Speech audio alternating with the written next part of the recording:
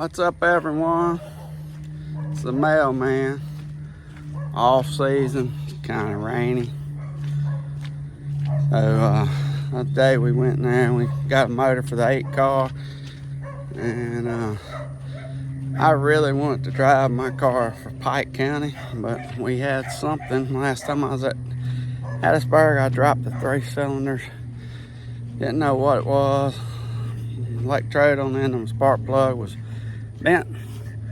So we looked in it with the borescope, saw some little dings.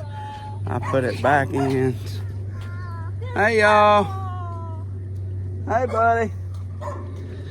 Put it back in and cranked it up. I saw a little smoke. I didn't like it, so we have pulled the motor out. And so I'm gonna show y'all what we're gonna do today. All right, so off season, the whole Pony Express sitting here. There it is, y'all.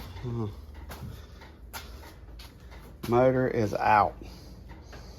Okay, so this motor right here is the same motor that goes in there, but it's going out there to Joe's that we're building. There's that little number 8 motor. And yeah, oil spilling everywhere.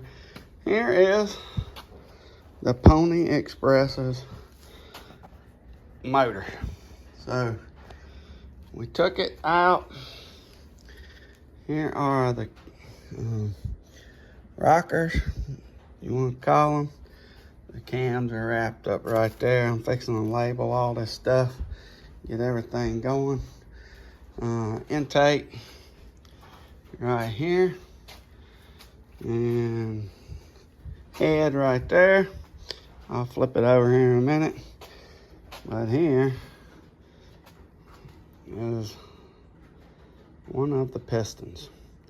You see the little dings on it? Fixing to make things wet here. But we tested this head. Stock springs. This motor, we've been telling everybody to stop. It's just a stocker. You can see where it got in here and dinged some. We got this valve is leaking by. Got some crab bubbles coming through. This valve was actually okay. This one, no. Both of these got a little bit. This one's got more than this one does. And surprisingly down here, this one right here, which is my exhaust side, has a little bit of crab bubbles going on it. So, I'll show y'all what the culprit was. I figured when I saw this electrode bent, I said, something had to go through this motor. So, still not quite sure. We can, and I don't know if you're gonna be able to see down in there, but the cylinders, they all look pretty good. So I told them, I said, pull the intake off. Something had to go through. This is what they found in the intake on this cylinder.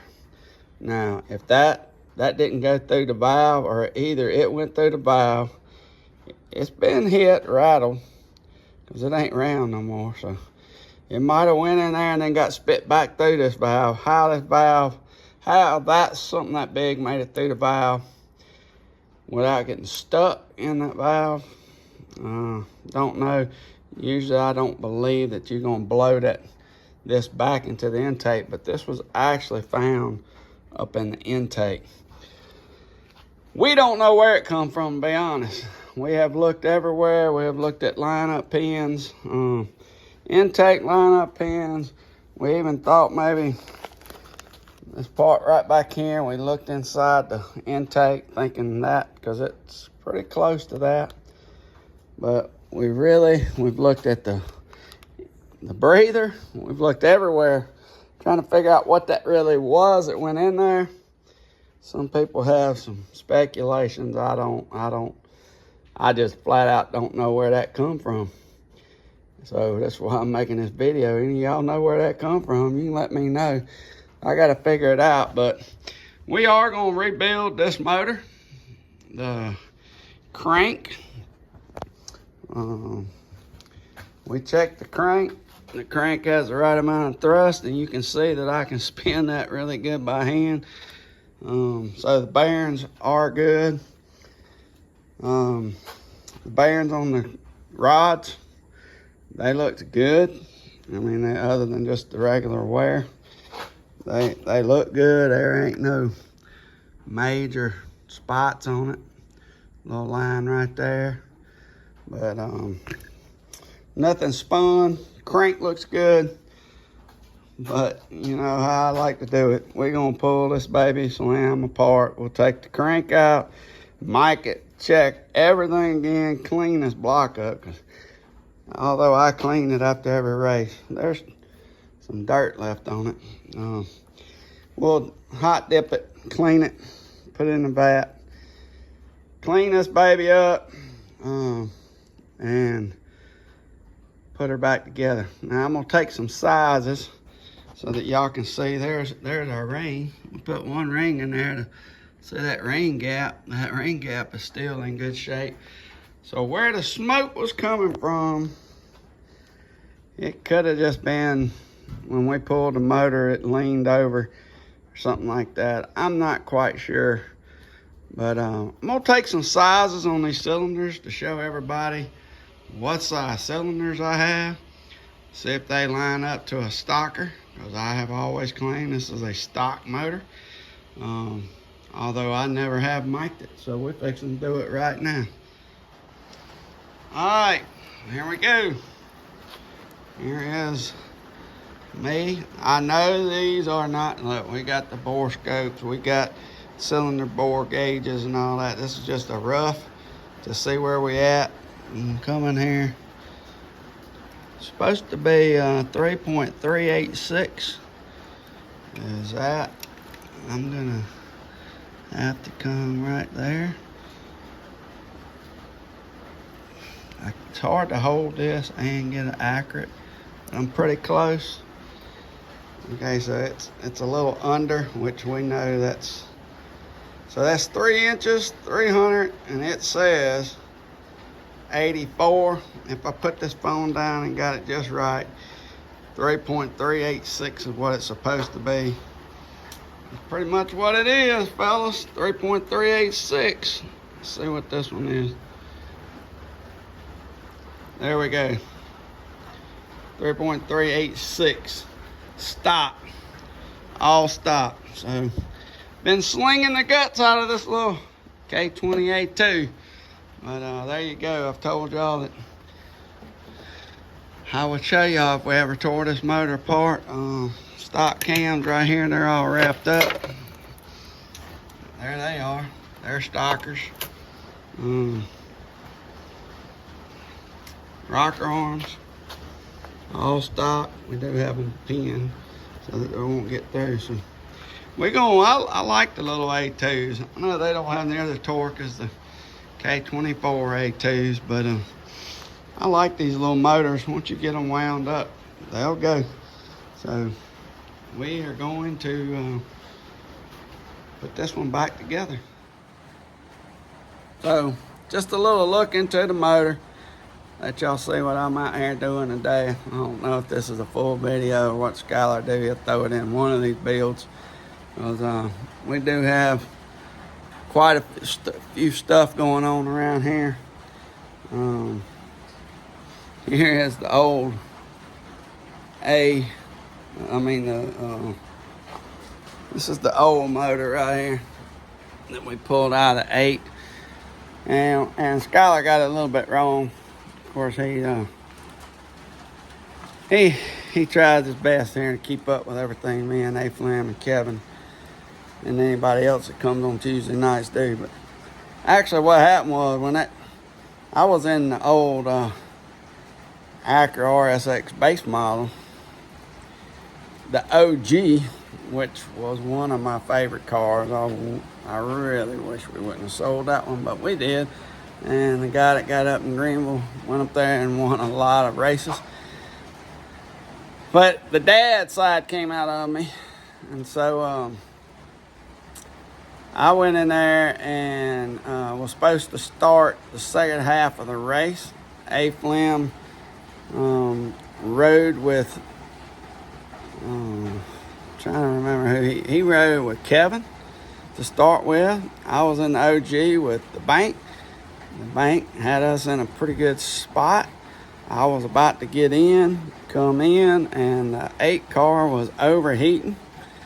So the dad come out of me. I saw Fleming wanting to drive, so I told him to get in the OG. I got in the 8 by myself. We went out there. It was already overheating. The bank told me to blow it up if I wanted to make sure I had fun. So I did just that. I went out there and I run it. First lap, because they had went in there and checked the water and all that, they forgot to put the hood pins in. So yeah, Skylar showed y'all the hood came up. All I could do was just lay down in that seat as low as I could and look between there. And I kept running. I said, well, they told me to blow it up. I'm going to run it till it blows up. It never blowed up. I think I finished 8th. 8th, 9th, somewhere around in there. There was some discrepancies because their scoring went down. But I kept her rolling. And it melted the coils in the head. Not the spark plug, but the coil. It melted the whole coil down. That plastic just melted. Somehow it was still firing, I don't know. But there it is. I'm going to get busy. I don't have where I can put y'all on a time lapse or nothing like that. Basically what I'm going to do is I'm going to get in here. I'm going to pull this crank. I'll come back and show y'all pictures of it when I get done here. I got to clean up a little bit first because I ain't working like that.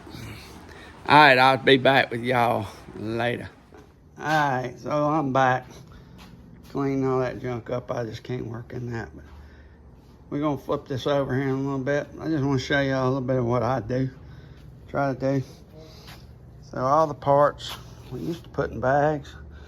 Now we wrap them.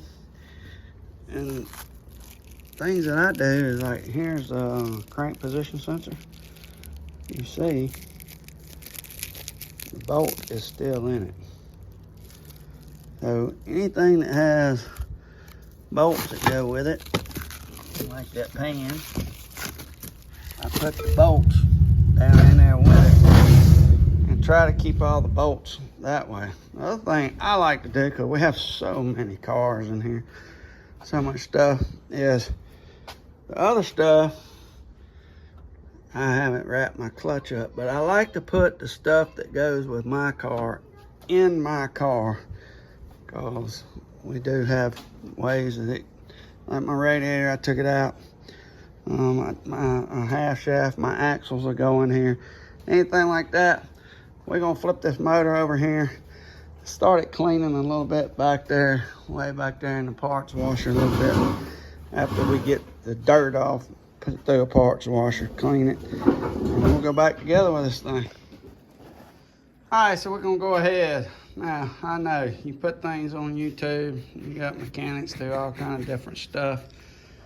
Okay, but this is according to the manual. So you see I went in here, you got all these cradle bolts on the outside. Right here, there's some down through here. And sometimes people just take them off. It doesn't, you know, they just go off. But you want to do it the right way. I know there's some guys, this is on most torque sequences. Most of them. There might be some I don't know about because I don't know everything. But when you start torquing, you usually start torquing from the inside and then cross pattern out. So it only makes sense to me, and then according to the book, that when you tearing one of these things apart, that you should start at the end. So if you see, I numbered them for you. 1, then we're gonna come across here to 2, go to 3, all the way back over here to 4. And 5's gonna be back up here. And then 6 right down here. up across 7 and 8, and we're gonna work our way all the way in. Now, I went ahead and have already loosened all these. I do them with an impact. Maybe you ain't supposed to, but I don't use an impact running them up. Tearing it apart I do, but on these big ones, because I use the big torque wrench and I don't want to use that big one, I go in here and I bust them loose with this big extender. So there was 2, this one's 3. You can see I'm gonna try to see if I can do it with one hand here holding it. You heard it crack. I'm gonna loosen it off, and that should keep you from putting any warp in this head at all. So I'm gonna go ahead and undo these by sequence, and I'll get right back with y'all because it's hard to do this with one hand. All right, so I got all the bolts out. If you look right here, there's a place right here you can put a pry bar in and pry up. There's also one right here in the front, right there. All you do is gently pry this up. You don't want to get a hammer and just beat on this thing. I know sometimes you gotta get in there and try to make your own little groove, but whenever you go to put this thing back together, all this has to be clean and it has to be filed. Can't be no nicks or nothing, because if there's nicks on here, when you set this cradle back down, your bearings will not, one, it's called crush. That's how tight the bearing is held into the cradle. And then the clearances is the inside of the bearing onto the crankshaft, and your clearances will be closed up, or either they won't be correct whenever you're doing it. So take your time prying these. There should be some silicone on there because that's what we use to hold them together. Let me get this off and we'll look at it. All right, so we're looking right here at actually the top side of the thing, because I got the motor flipped over. And if you'll notice right here, we got a thrust bearing. This thrust bearing does not look good at all. So I'm glad we pulled this. See how that bearing is? That is not good. We checked the thrust and it was a little more than normal. So something has happened here on the thrust. I'll have to check the crank, but you see it's got a flat side, a groove side. That groove side goes out. So this side got a little bit. So we're gonna have to do some investigating. That could have been bad. I'm glad we decided to go ahead and tear this thing on down and look at it closely. So you see the holes right here. That's where you get your oil going into your bearings. There's also right here on your crank, you got all these holes right here. It's where oil goes, oil passages. And how it goes through here, it actually goes through the crankshaft. If you notice right here, there's a hole right there that's been plugged. It's called a rifle hole. It's actually drilled from here all the way to this one. So it passes these 2 ports right here, and then they plug it, and that oil will go to there. And then there's also one on each one where you get oil to it.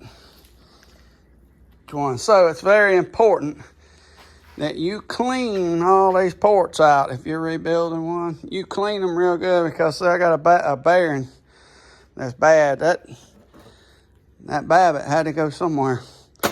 So we're gonna go through every hole in this block, every oil port. We're gonna pull the squirters. So these motors have squirters on them.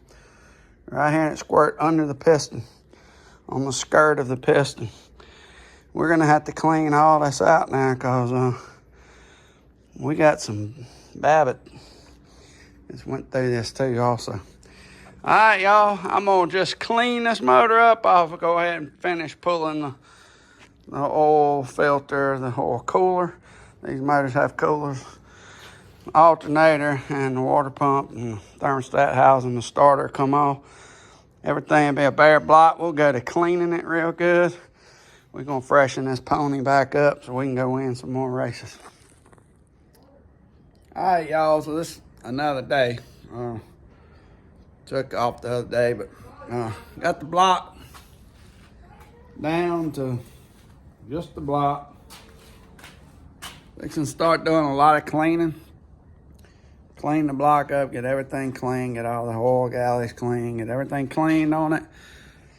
Put this thing back together. When I put it back together, I'll make a video so y'all can see me miking everything. So this motor here is gonna go back in the 33. It will be a complete stocker. And maybe I'll run Hattiesburg all next year, or possibly the car might go up for sale. We don't know what we're gonna do with the 33 yet, but the Pony Express is a bad little old car. But we just gotta put another heart transplant in there. So y'all don't forget to comment, like, subscribe, and y'all have a blessed day, because you can do all things through Christ that strengthens you. Peace out.